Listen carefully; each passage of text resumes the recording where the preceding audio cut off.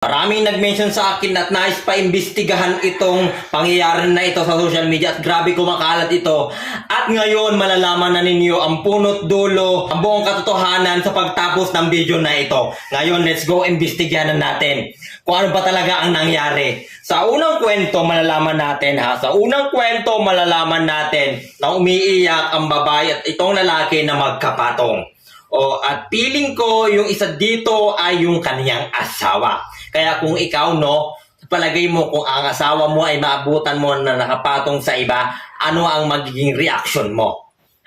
Kahit ako manggagaliiti din ako, nakita nyo naman umiiyak itong babae at lalaki. Sobrang sakit na yan. Dahil dito sa Pilipinas nangyari na yan. Kung hindi ako nagkakamali, si John Lloyd Cruz ay nangyari na sa kanya yan. Itong asawa dito, ayan, maya-maya nandyan na. Sa tingin ko, itong lalaki dito, galit na galit itong asawa. Kung hindi man ito asawa, ayon sa aking investigasyon, maaring kapatid nung kinakasama nitong babae o asawa. 'Di ba? Grabe. Ang mga ganitong mga eksena ay posibleng nangyayari sa totoong buhay. Pinapaliwanagan nitong naka-stripe na lalaki, itong naka-black and white, 'di ba? Ang mga bagay-bagay. Pero ito, mukhang itong lalaki na ito, yung naka-stripe na yan, mukhang siya yung mayordomo, kumbaga siya yung nagbibigay patnubay sa lahat, 'di ba? Siya yung tinatawag na advisor. Ganun na rin itong isa, pinapaliwanagan niya. Nakita mo, tinuturo niya, itong asawa ko na ito, ayan, galit na galit, Galit na galit itong lalaki, pero ayon sa investigasyon ko, parang medyo hilaw yung ganong suntok, Kung sa totoong buhay, 'di ba? Talagang manggagaliiti ka talaga, kilig-kilig pa yung kamay mo, 'Di ba? Kung ikaw ang aking tatanungin, pero alam nyo, posible kaya na umaacting lang ito ayon sa sabi-sabi ng iba? Umaacting lang itong mga ito para sa views, ganun ba 'yon? Yan ang ating aalamin dito, Kasi alam niyo naman, pagdating sa mga investigasyon, tayo ang nanguna. Walang paltos, di ba? Pag mga ganitong mga trahedya lamang, sabi nitong lalaki, dapat kumalma ka. Baby, kalma. Pag-usapan ninyo yung dapat pag-usapan kung sakasakaling sila ay maialis dito. Nakikita natin ang paghihirap nila at paghihirap ng mga mahal sa buhay, kaya kailangan nating ilabas. Ilabas si Junjun sa kanyang pagkakakuble, kanyang pagkakatago. Kaya nga dapat maging mahinahon tayo. At may mga legal na aksyon para dyan. Posible na ito yung sinasabi nitong lalaki. Kasi hindi ako marunong mag-Tagalog. Pag-translate naman, ganyan napakahirap, ayon sa aking instinct, yan yung kanilang pinagbabatihan. Pero ngayon, ayan, sa ating pagpapatuloy, ayan, kailangan mo munang magpahinga. Tayo ay mag-usap-usap ng masinsinan. At ngayon naman, ating pagbabatayan pa rin ang nasa video na ito. At sabi ng ilan sa mga comment section, ito daw ay, dumugo na, Ayan, may nilabas sa kanyang bibig. Grabe, tingnan nyo, parang nagsagawa na sila ng ritual at ito ang lumabas sa kanyang, ayan, Grabe, napakahaba naman yan. Ayon sa sabi-sabi, sa comment section daw, 5 araw na daw, ilang araw na daw itong magkapatong at hindi pa rin na pag-aalis, di ba? Pero grabe, napakalaki naman nun kung manggagaling sa katawan ng tao. Sobrang laki. Piling ko, parang mayroong kakaiba dito sa video na to, Ayun naman ay aking haka-haka lang. Ayan. Di ba? Ang laki naman nun, sobrang laki naman nun. Posible kaya naman galing sa kaloob-looban ng lalaki at babae yan? Ganong kahaba? Parang yun yung nakikita ko lamang sa pagpapakain sa yung pampakain sa isda, yung pag nagpabingwit tayo, ganon. 'Di ba? Pero tingnan pa rin natin ang bright side dito. Ayun, inapagdasal nila. At talagang mukhang nahihirapan itong tagapagdasal nila at tagapagritual kung ano ang dapat gawin. Grabe, sobrang daming tao na doon sa loob. Maaring pinagkakaisahan nila para na sa ganun mabunot na, 'di ba? Sabi nga the more prayer is very strong. Ayan nako. Mukhang nahihirapan ang... Sabi nila, yung nakita ko dito sa video, ayan o, may mga mukhang may nagatawa-tawa pa daw dun sa likod. O ito ba isang shooting lamang? Yan ba ang ayon sa haka-haka? Yan ang dapat din nating i-consider, no? Kung isang shooting lang ba ito na ginamit sa pelikula, na itong video na ito ay isang parte lamang ng palabas. Yun ang ayon sa haka-haka ng nakararami. Kayo, kung ano, kayo tatanungin, ano yung lubos niyong paniniwalaan dito? Ako, sobrang grabe na ito. Oo, kung 5 araw kayong ganyan na magkapatong, tapos hindi nagalambot si Manoy, baka naman siguro ikaw maubusan ng lakas, 1 araw pa lang.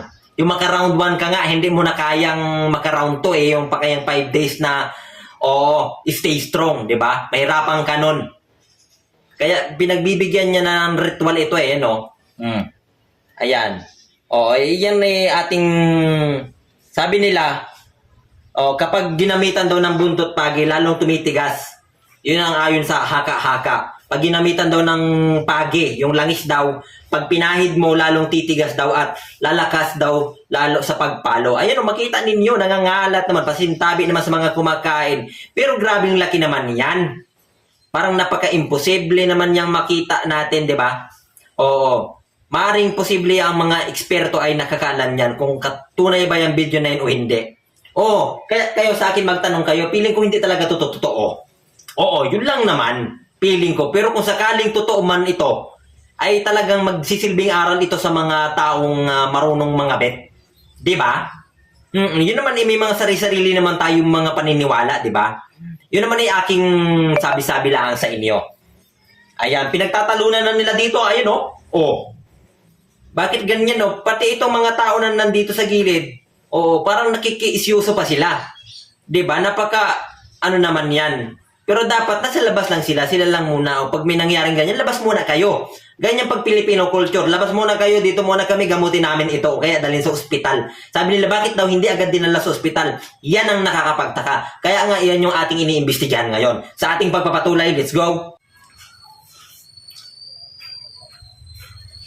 At yan ngayon, dahil hindi siguro mahugot ilang araw na, pinagdesisyonan na daw nila na dalhin sa ospital itong babae at lalaki na magkapatong. Nangyari yan dito sa Pilipinas, sa totoong buhay. Ayan talagang grabe, nasa likod ng sasakyan, talagang binuhat na. Pero mukhang iba na yung damit yata dito, Iba na ba? Mukhang iba na. Palagay ko lang ayon sa aking investigasyon, iba na yata yung damit nitong babae. Ang pinaltan, siyempre, duguan yun di ba? Kaya dapat lang paltan. Ayan na, grabe, pinagkakaguluhan na. Pero kung tutuusin, bakit ang dami pang argumento diyan sa may sasakyan? Kung ako tatanungin, diretso na yan doon sa ospital. Wala nang kuro-kuro sa sasakyan, wala nang dapat pagtalunan. Buong pamilya, nagkausap-usap. Ang haba na nilang pag-uusap doon.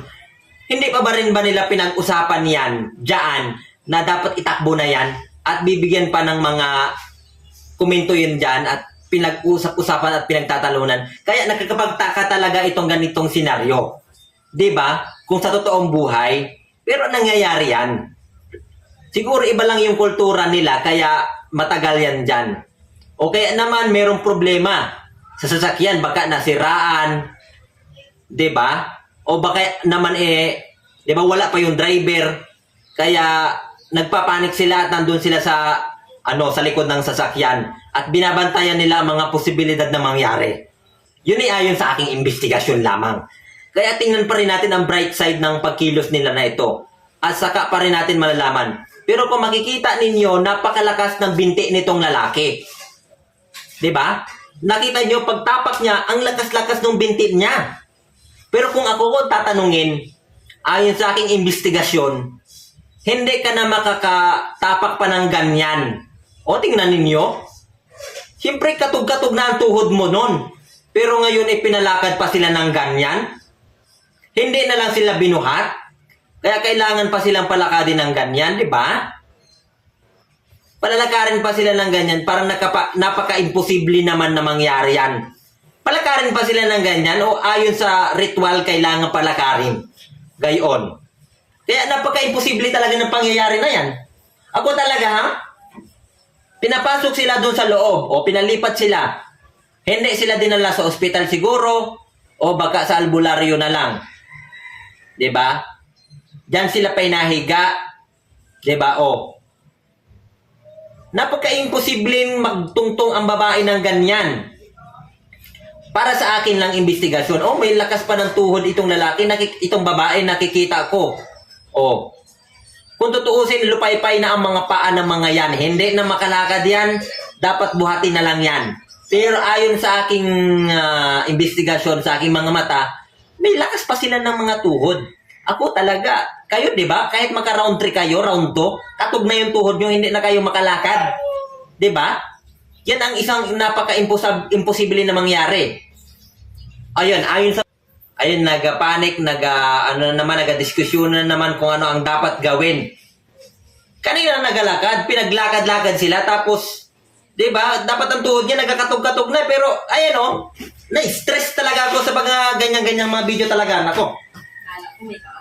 Kumingay dyan. Nga, vlog ako. Ay nako, nakita nyo? Na-stress ako. Parang hindi magkatotohanan talaga. Ngayon, subaybayan nyo ang video na to at tingnan pa natin yung mga susunod na nangyayari at alam ko na ang mangyayari dito talaga. Oo, alam ko na ang buong katotohanan.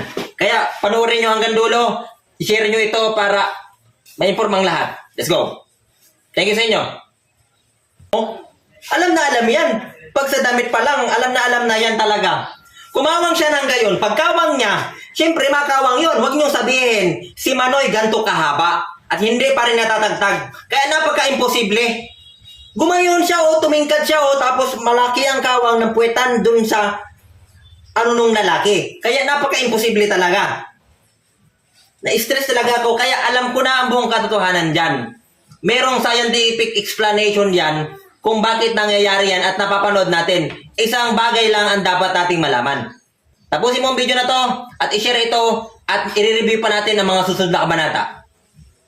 And kulay yellow! Alright, panalo tayo guys. Ano pang hinihintay ninyo? I-download nyo na. Nasa comment section lamang yung link. Libre lang yan at syempre may mimigay tayo ng GCash para sa lahat ng mga makakapag-download. Tatlong panalo agad tayo, walang mintes. Guys, ituturo ko sa inyo kung paano mag-register dito sa Epoch Game. Ito yung nilalaro ko once na pagtapos ng investigasyon. Lalagay mo lang yung personal number mo at mag-enter ka ng password and then magsesend yan ng verification code and then itatype mo lang yan dyan and i-confirm mo na yan agad. Ito naman ituturo ko sa inyo kung paano mag-cash in. Pindutin nyo lang yung profile ninyo. I-bind nyo lang yan, ilalagay nyo lang yung GCash number ninyo. And then, lalagay nyo lang yung telephone OTP na kapag nag-send sa inyo. Pipindutin mo lang yung withdrawal na nasa baba. I-click lang natin yan. And then, ilalagay lang natin yung amount na napanalunan natin. Ibabind lang natin yung GCash natin na nilagay kanina. Syempre guys, nakakawala ng stress yung paglalaro nito. Dahil minsan kapag nasa bahay ka lang, pwede mo tong laruin. At eto, pwede kayong mag-cash in, pwede rin kayong mag-cash out ng inyong mga panalo. Guys, at ngayon, subukan nating manalo dito sa Epoch Game. Tara, laruin natin. Let's go! Meron tayong Dragon Tiger, meron tayong Mines, meron tayong Mary Fruit. And then guys, ito yung lagi kong nilalaro dito, itong color game. I-try natin laruin. 10 pesos, lagay lang natin. Kita nyo naman, panalo tayo ng 19 pesos. Yes! Panalo na naman tayo. Ganun lang kabilis manalo dito. And kulay yellow! Alright, panalo tayo guys. Napili tayo ng 3 na agad na makapag-download. Kaya ano pang hinihintay nyo? I-download nyo na Epoch Game na sa comment section yung link.